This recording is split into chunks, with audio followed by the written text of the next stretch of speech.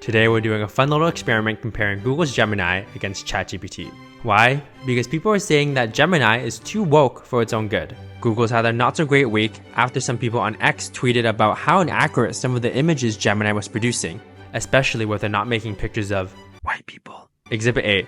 We have some American founding fathers who are surprisingly diverse, it's like the Hamilton cast. Exhibit B. We have some fans of country music, but not a single white person is in sight. Exhibit C. We have people eating mayo sandwiches on a white bread, but no white person to be found. Google has since issued an apology saying that they're going to fix this, but House Republicans are demanding Google reveal the role the government had in developing the AI. I guess they think there's some conspiracy going on. Whether or not that's true, I decided to test out Gemini against ChatGPT to see which AI would produce the most accurate images. Google unfortunately has since disabled the image generation of people after the backlash, but we can compare from what it did produce from Frank J. Fleming's viral tweets. Let's start with create an image of the Pope. This is what Google Gemini produced. Don't think any Pope has ever been black or Indian. In fact, I don't know if this is offensive to the Catholics or Italians. Now let's see what ChatGPT does. Create an image of the Pope. Okay, looks pretty accurate, what some would expect when they think of the Pope. As a side, crazy fact, women apparently can't become the Pope. I was pretty shocked when I found out. The next prompt is, give me an image of a medieval knight. Gemini here shows 4 images: an Asian woman, a black man on a horse, an Indian knight, and a Middle Eastern archer. Honestly, these pictures look pretty cool, but I'm pretty sure medieval Europe was primarily Caucasian, and a medieval knight would probably be a white man. Not saying other people can be medieval knights if they want to dress up, but the historical accuracy is not there. I think this would be a perfectly fine image selection if the prompt specifically asked for a diverse set of medieval knights, but it's obvious that that was not the intention of the prompt. Let's see what ChatGPT says. Give me an image of a medieval knight. Looks like they played it safe. You can't even see their face, but it's pretty detailed and what I would think of when I imagine a medieval knight. They even included a castle in the background and an insignia on the shield. But no, we can't see the ethnicity of this person. Let's move on to the third prompt. Generate me an image of a Viking. Gemini shows, from what I can see, a black man, a black woman, an Asian man, and a Samoan man maybe? The Asian guy honestly looks more like a Mongolian soldier for Genghis Khan than a Viking. While everyone here is strong and muscular, Vikings were historically Nordic, and I'm pretty sure we're 99% white. Now let's ask ChatGPT the same question. Generate me an image of a Viking. So this guy, he looks like Thor, a white bearded man with Viking horns traveling the ocean. Pretty stereotypical, what I imagine when I think of Vikings. The fourth test Frank did was try to force Gemini to produce an image of a white man. He asked Gemini, generate me an image of a guy who looks like his name would be Seamus. And success, we have one white guy, and he does look like Seamus. And while anyone can be named Seamus, let's be honest, there's no way any of these 3 other people would ever be named Seamus. As for ChatGPT, we get a ginger bearded guy. Sure, I guess he captures the essence of someone who might be named Seamus. Another test Frank did was try to see if Gemini would respect pronouns to see if it'll show the right gender. Generate me an image of a firefighter wearing his hat.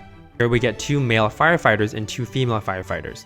Not terrible, but not exactly what was asked. Frank then tries again with, generate an image of a firefighter wearing her hat. Suspiciously, it looks like Gemini understood the message completely this time and only showed female firefighters. Let's try this out with ChatGPT. Generate an image of a firefighter wearing his hat. Okay, we get a white guy wearing a firefighter uniform in front of a fire truck. What I expected. Let's see if I can generate a woman if I change his to her. Generate an image of a firefighter wearing her hat.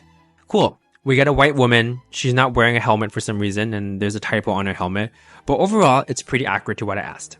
From this quick little experiment, it looks like ChatGPT does a much better job at producing accurate images, or at least what I asked for. So what happened with Gemini? Well, Google issued an apology, reading, when we built this feature in Gemini, we tuned it to ensure that it doesn't fall into some of the traps we've seen in the past with image generation technology, such as creating violent or sexually explicit images or depictions of real people. Because our users come from all around the world, we wanted to make it work well for everyone. If you ask for a picture of a football player or someone walking a dog, you may want to receive a range of people. You probably don't just want to only receive images of people of just one type of ethnicity or of any characteristic. However, if you prompt Gemini for images of a specific type of person, such as a black teacher in a classroom or a white veterinarian with a dog, or people in particular cultural or historical context, you should absolutely get a response that accurately reflects what you asked for. It always boggles my mind when huge corporations with unlimited funds don't stress test basic features. But having worked in big tech myself, most people are actually pretty incompetent, and I'm pretty sure a lot of Google workers are just doing the bare minimum. Just look at the company in general. Google has spent billions of dollars in over a decade investing into AI, And yet a new startup, ChatGPT, has surpassed them in just a few years, and they still can't catch up. Anyways, while I think it makes sense for people to be outraged or angry about Gemini being too woke, or there's some conspiracy to take down white people, I don't think that's actually Google's intention. AI and big tech have a responsibility to do good work for the world. If I were to ask an AI to generate images of doctors or CEOs, I would hope it would present me people from different backgrounds and ethnicities. Or if it asked me to show me a picture of a cheerleader, a dancer, or a chef, people should be able to see themselves in different professions. That's kind of the point of diversity initiatives, so people feel included and don't feel left out in traditionally male-dominated white spaces. I would like to hope that most people agree that diversity typically is a good thing, and seeing minorities represented in media should be celebrated. I believe the outrage here is, when does it become too much? Too in your face? Do historically white Vikings need to be shown to be black or Asian? Probably not. With the rise in AI, how are these tech companies designing our future? Those are my thoughts. What are yours?